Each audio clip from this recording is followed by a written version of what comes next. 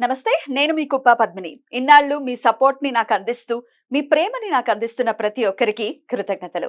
ఇప్పుడు చూడబోతున్న ఈ వీడియో కూడా ఖచ్చితంగా మీకు ఉపయోగపడుతుంది.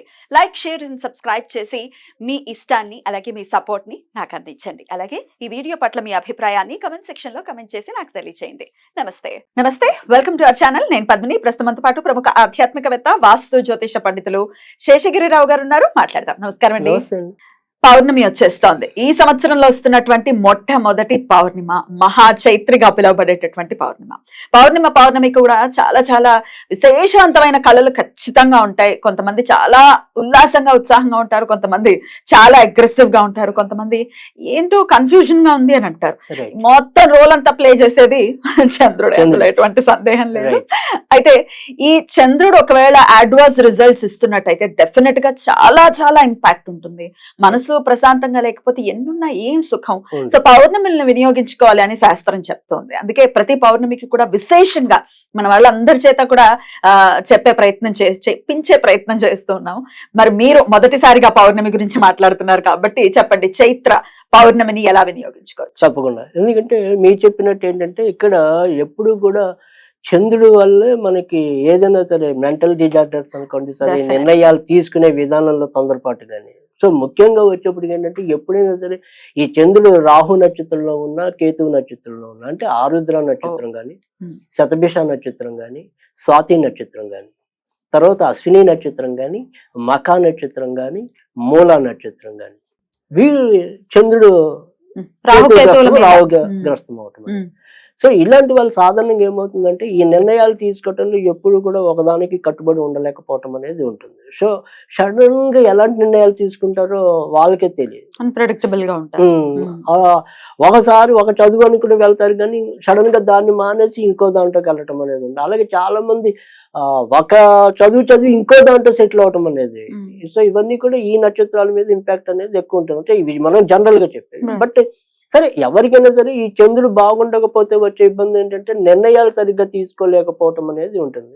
తర్వాత సడన్ ఎమోషన్స్, అంటే ఆకస్మిక భావోద్వేగం, ఇలాంటిది కూడా ఎక్కువ ఉండటం అనేది ఉంటుంది. సో ఇవి రెండు కూడా మనిషి జీవితానికి సక్రమైనవి కాదు కనుక వీటిని సరిదిద్దుకోవాలి. ఈ సరిదిద్దుకోవడానికి ఏంటంటే చాలా మంది ఏంటంటే చంద్ర సహోదరి లక్ష్మీదేవి కాబట్టి చంద్రుడికి లక్ష్మీదేవిని ఆరాధిస్తే చాలా బాగా క్యూర్ అవుతామేమో అనేది ఉంటుంది. సో లక్ష్మీదేవి కన్నా కూడా ఇంకా ఎక్కువ ఉపయోగపడేది అయితే కనుక ఖచ్చితంగా అది లలితాదేవి. సో నేను అనేక జాతకాలను పరిశీలించి చూశాను. తర్వాత ఖచ్చితంగా లలితాదేవి అనేది. సో తర్వాత వచ్చేప్పటికి ఏంటంటే ఇక్కడ లలితాదేవి అనేది శివుడి యొక్క అంశ, నెలవంక శివుడి యొక్క ఇది ఉంటుంది ఆభరణంగా. సో తర్వాత మీరు గమనిస్తే లలితాదేవికి కూడా ఉంటుంది.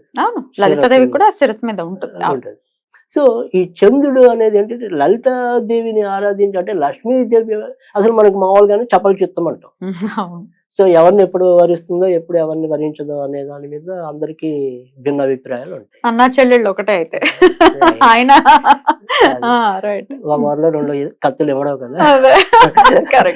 సో అందుకని కొద్దిగా భిన్నంగా వెళ్ళాలి. సో ఈ భిన్నంగా వెళ్ళినప్పుడు ఏంటంటే లలితాదేవిని ఆరాధించడం వల్ల ఖచ్చితంగా లాభం ఉంటుంది. ఇక్కడ ఎలా చేయాలి అంటే కనుక ఈ చైత్ర పౌర్ణమి నాడు సాధారణంగా లలితా సహస్రం చదవటం అలవాటు ఉన్న వాళ్ళైతే ఆ రోజు లలితా సహస్రం చదవటం అనేది ఒకటి, అది కూడా 9 సార్లు చదవగలిగితే ఇంకా మంచిది. సో ఈ 9 సార్లు లేదా ఒకసారి సరే ఎవరి ఓపిక వాళ్ళకి వదిలేదు. పౌర్ణమి రోజు మొత్తం రోజులో 9 సార్లు అండి, లేకపోతే చంద్రోదయం అయిన తర్వాత? మామూలుగా చంద్రోదయం కాదు, పొద్దున్న సూర్యోదయం అయినప్పటి నుంచి కూడా పెట్టుకున్న ఏకాభికం 9 సార్లు చదవాలి కంటిన్యూస్ గా, రైట్? గ్యాప్లు ఉండి కాదు. ఇప్పుడు మన హనుమాన్ చాలీసా కూడా అలా చదివేట్టు ఉంటుంది, 11 సార్లు అని. అలాగా అలా ఈ లలితాదేవిని కూడా 9 సార్లు చదవటం అనేది ఉంటుంది. సో ఇలా పెద్దవి మనం చెయ్యాలి అనుకుంటే కనుక అలా 27 రోజులు చేస్తే 108 సార్లు అలా చేయటం కూడా 4 అలా చేసి కూడా చేయొచ్చు 108 సార్లు కావాలంటే. కానీ ఇక్కడ ఎన్నిసార్లు చేసాం అనేది కాదు. నేను మొదటి నుంచి ఒకటే చెప్తాను, నా దగ్గరికి వచ్చేవాళ్ళు మనం ఇష్టంతో చేయాలి తప్ప కష్టంగా చేయకూడదు. కరెక్ట్. సో మీకు అంతే ఒకసారి చదవడానికి మీకు అన్ని విధాల ఓపిక ఉంది అనుకోండి, ఆ ఒక్కసారి ఓపికగా చేసుకోండి. మనం కష్టానికి పోవద్దు. కరెక్ట్. సో అమ్మ ఎలాగైనా పలుకుతుంది, అమ్మే కదా. సో అందుకని ఇక్కడ ఏంటంటే ఆ లలితా సహస్రం చదివాక ప్రసాదం అనేది ఏదైతే ఉంటుందో అది 9 లవంగాలు నివేదన చేయాలి. ఈ 9 లవంగాల్ని మళ్ళీ మనం ప్రసాదంగానే తీసేసుకోవాలి. అది వంటల్లో వాడుకున్న తప్పేం లేదు. లేదు విడిగా తినే అలవాటు ఉంటే విడిగా తినేయచ్చు, కానీ వేస్ట్ మటుకు చేయకూడదు, పాడేయకూడదు. అది లలితా సహస్రం చేసే పద్ధతి ఒకటి. ఇక తేలిగ్గా అందరికీ చేకూరేది ఇది. చాలా మందికి నేను వాళ్ళ జీవితాలకు మార్పు తీసుకొచ్చిన చిన్న మంత్రం అనుకోండి, లేదా ఒక 2 లైన్లు అనుకోండి. మంత్రము కూడా కాదు, దీంట్లో బీజాక్షరాలే ఉండవు, చాలా తేలిక. ఏంటి అంటే ఓం చిత్తశాంతి విత్తశాంతి మహాశాంతి శాంతి రూపిణ్యై నమః. చిత్తశాంతి విత్తశాంతి మహాశాంతి శాంతి రూపిణ్యై స్వాహ లేదా నమః, ఏదన్నా పర్వాలేదు. అది రోజుకి 27 సార్లు చదివితే చాలు. అలా ఒక 40 రోజులు లేదా ఒక 3 నెలలు 90 రోజులు, అంటే మనం జనరల్ గా ఎవరికి వచ్చినా 40 రోజులు లేదా 90 రోజులు అనేది ఎక్కువ మందికి చెప్పడం అనేది ఉంటుంది. సో ఇది పెద్ద కష్టం కూడా కాదు. సో దీని వల్ల ఏంటంటే విత్తశాంతి అంటే ఆర్థిక సుఖం కూడా రావటం. సో చిత్తశాంతి అంటే మన మనసు శాంతి, అసలు మహాశాంతి అంటే అసలు మొత్తం శాంతి. సో శాంతి రూపిణి ఎవరు? అమ్మవారే. అందుకని అందరూ కూడా ఏ దేవి సర్వభూతేషు నిద్రారూపేణ సర్వ, అంటే నిద్ర రాని వాళ్ళు నిద్రారూపిణ్య సహా అనుకో. సో అలా ఏది కావాలి మొత్తం ప్రకృతి అంతా మీకు దాంట్లో వస్తుంది. సప్తశతిలో పంచమ స్కందంలో మొత్తం ఈ మొత్తం వస్తాయి. సో అలా ఇక్కడ మనం ఈవిడ్ని శాంతి రూపిణిగా భావించి కోలవటం అనేది. అయితే ఇక్కడ ఏం చేసినా కానీ ఏంటంటే మనం ఇన్ని రోజులని పెట్టుకుంటాం కదా, ఇన్ని రోజులు పూర్తయ్యాక అప్పుడు లవంగాలే నివేదన చేయాలి. ప్రతిరోజు పూర్తయిన రోజు. అలా మొదటి రోజు పెట్టుకుంటే పెట్టుకోవచ్చు, తప్పేం లేదు. ఒకవేళ లవంగాలు లేకపోతే తేనె నివేదించు. సో తేనె ఎప్పుడు అందుబాటులో ఉంటుంది జనరల్ గా. సో తేనె నివేదన చేసినా కూడా పర్వాలేదు. ఇక మూడోది వచ్చేప్పటికి ఎప్పటిలోనే కామన్ స్విచ్ వర్డ్, అది మూన్. అంతే జస్ట్ మూన్.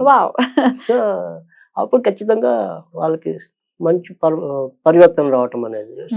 చూస్తూ మరి అది ఎలా చేయాలి అంటే కనుక మనం ఏదైనా సరే ఉంగరం, ఎడమ చేతి ఉంగరం వేలు కానీ కుడి చేతి ఉంగరం వేలు కానీ అక్కడ రెడ్ కలర్ 3 ఏళ్ళు వేయాలి.